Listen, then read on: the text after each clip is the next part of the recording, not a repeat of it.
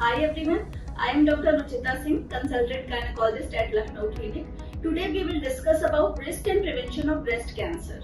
As you people already know from the slides initiated by HCL Healthcare that 1 in 8 women has a risk of breast cancer in her lifetime. Also 48% of cases are below 50 years of age. So it can happen at any age. Breast cancers may be sporadic or inherited.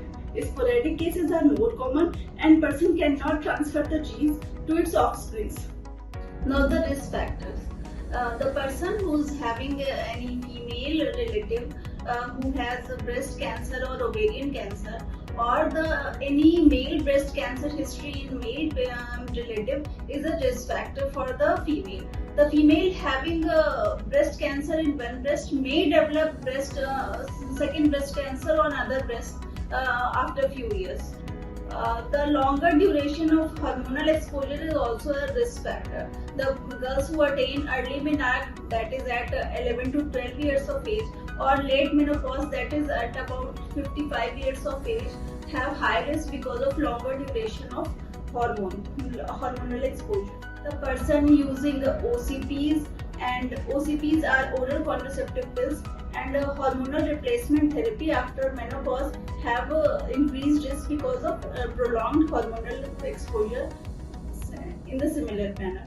Person having dense breast or atypical ductal hyperplasia or lobular carcinoma in situ are at high risk to develop breast cancer in future.